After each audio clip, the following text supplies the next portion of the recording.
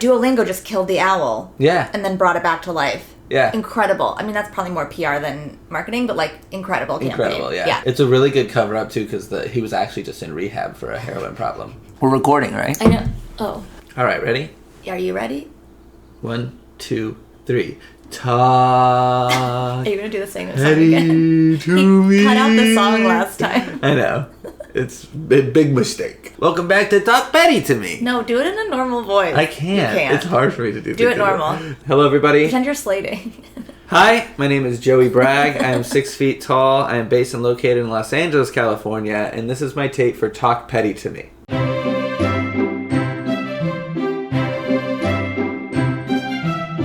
And this is my full body. I have to do that all the time. Can you even straighten your leg? No, I have sciatica. What sciatica. don't you have? A good sense of self. No. As soon as the voice happened, I was like, I'm going to hate whatever the end of the sentence is, I'm going to hate it. I had a show yesterday that I told you a little bit about at 3 p.m. Yeah. And I realized that there's a reason shows happen at nighttime. Yeah. Because an hour and a half in the middle of the day, like, that is a big chunk of the day. Sure. But if you go to a show that starts at 8 and ends at 9:30, go to bed. That's a negligible amount of time. Sure. Like, if an hour and a half felt a lot more. It's like age gaps when you're younger mean more than age gaps when you're older. Yeah, exactly. It's different. Because now I get home and I'm tired. And then I'm like, it's 5. It's 5:30. I'm showered and I'm in bed. The day is done. The day is done. Yeah. And shows for me haven't even started yet for the most part. Right. Yeah, I don't think that's just, I think, mostly depression. Yeah, probably. I don't think that's, yeah. Okay, can we bring that discourse on here? Because I want to make my point. Jamie, audience, called somebody a short king. Firstly, in context, but yes, I said that I referred to him as a short king. Yeah, in like a complimentary way. It's a compliment. And I, and Seth, honestly, our good friend Seth, who is brought up at least once on this podcast every time, was the only one that was on my side. Yeah. It's an insult. It's not. I think that it's been taken over as like a pride thing. Short men did not reclaim it. Women decided to start calling short men with swagger short kings because in a condescending way. It's not condescending. It's a compliment. Because if you want to be condescending, you should be like, oh, this like little guy. I feel like little guy and short king are the same energy. You did this in front of a room of people and they turned on you. I know. And you were digging and I am digging my whole back. I've already filled in the hole and I'm going. It is a compliment. A short king is very different from someone who's just like short. So there is like, there's an attitude. There's an attitude. They have swagger. They're cool. They just like happen to be. But a little guy 5'8" is lame and short. Yeah. Okay. Just a little guy. I get what you're saying, but I think that it's like inherently patronizing. I know, but you're 6 feet tall, so you don't get to comment. Yeah, that's true. Very tall, very you don't jacked. Get it. I keep playing to camera, right? Thinking that there's people on my side. Nobody's gonna be on my side. I know this from a focus group. I can't wait till you get bullied on the internet. Yeah, bully me, short kings. I can't. You know how I'm gonna defend myself from short kings? I'm gonna stick my arm on the top of it.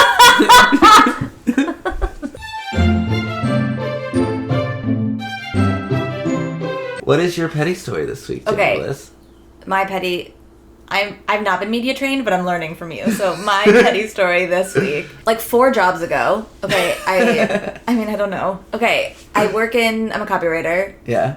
By trade. Currently, I'm nothing. Yeah. But writing and copying and pasting my resume. Yeah, it's a lot of that. But we had, I was working on a pitch for a different office to try to get new business. And the creative director in the other office, it was for allergy medicine. And he came up, and this was like height of the Me Too movement. And he came up with the line, "Time's up." Oh. Like time's up on allergies? Uh-huh. Yeah. And that won't get misconstrued at all. I said, this is a terrible idea.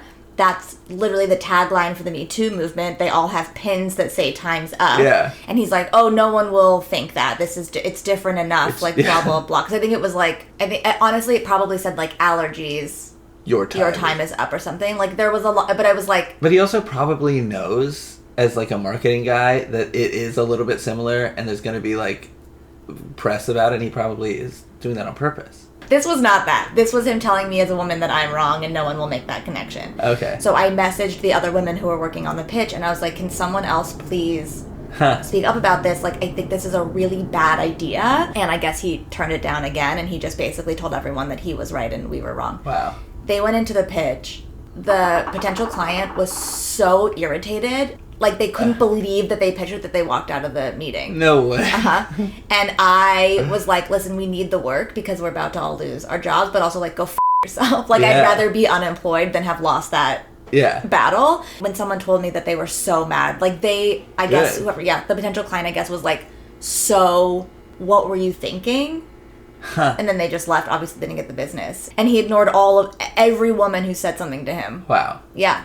And so the fact that we lost the business, despite needing it, made me disproportionately happy. Good. Thank you. And then you lost your job. Yeah. It was so dumb, and I felt so good. So joyful. Good, yeah. Thank you. Also, like, justified in your screaming into an abyss void. Also that, because he just, like, wouldn't listen to me and kept telling me I was wrong. So the fact... And he wasn't even the one who told me... Like, he never followed up with me after that. And I was like... Really? Honestly, You should have just sent him shame. You should have just sent him an email and been like, believe women. Yeah. Hashtag. Yeah. Your stand-up, the bit about your IVF is so good and so tight. That's and very people nice. are loving it. Thank you. At shows where I'm like, they're going to hate this. But you don't have the most energy on stage. And sometimes I feel like an audience that is already low energy, I'm like, and they love it. It's so easy, and they're on your side right away. It's great. Thank you for saying that. You're welcome. Say something nice about me now.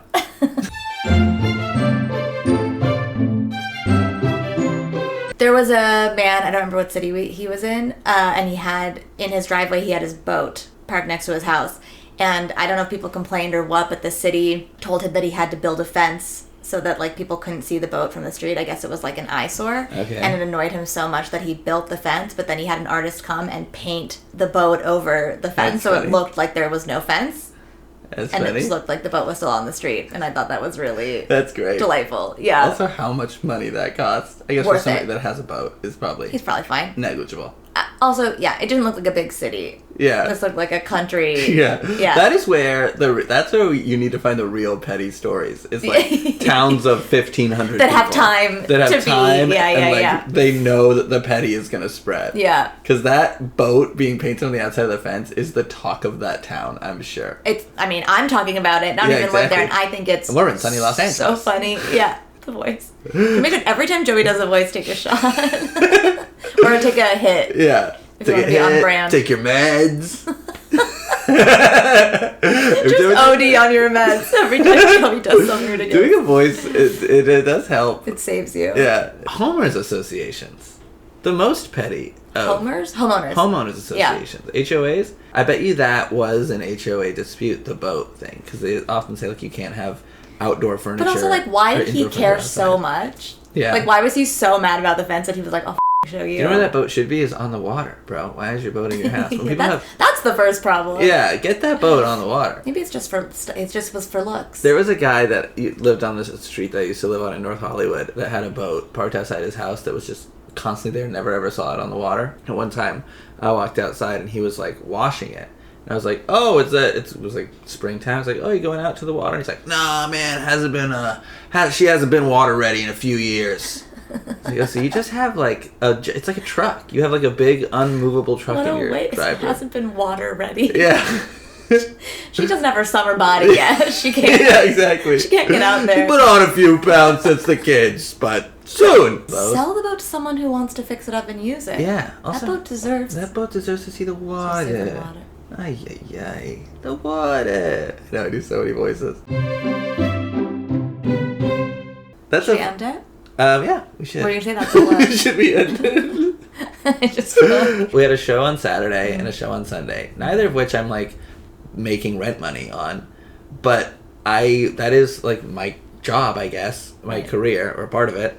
And so I come home from those and I'm like, oh, day's done. Day's work done. And then I have Monday and I'm like, well, I work Saturday and Sunday, so today should probably be my day off. Today should be my weekend. Yeah. That's the thing that I think is so funny is that I still, like, honor weekends like I have a 9-to-5 job. Right. Like, weekends are arbitrary if you're unemployed. That's correct. But it's, like, ingrained. Yeah. Because everyone else is off. Yeah. So it just feels... Whenever my friend is like, oh, I'm going to the gym, I'm like, dude, it's Saturday. What are you talking about? Gyms are closed. Yeah. We don't work out on Saturday. Sunday. It's ridiculous. As for getting drunk and chilling on Sunday. Yeah. Yeah.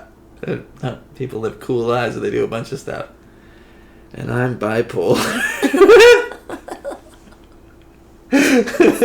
What a sad out. I know. Anyway.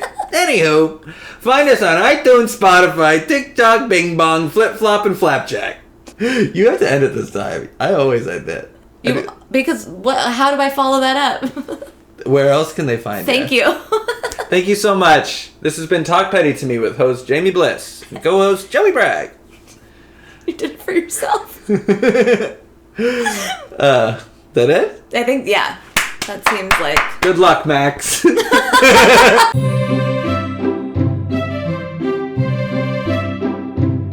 I saw somebody on yesterday coming home from my show on Sunset Boulevard spray painting a Star of David on the side of this building, and I was like, oh no, I'm gonna watch somebody spray paint a Star of David and then put a cross through it, and I'm gonna have to like follow this person and like call the cops, I guess. Yeah. And then they spray painted a Star of David and said, we're still here. And I was like, oh hell yeah. Yeah. Go Jews. Go Jewish criminal, go. I still call the cops. Like, I don't discriminate. I support what he's saying, but he's still graffiti. Yeah, but it's still... The law's the law. It says post no bills.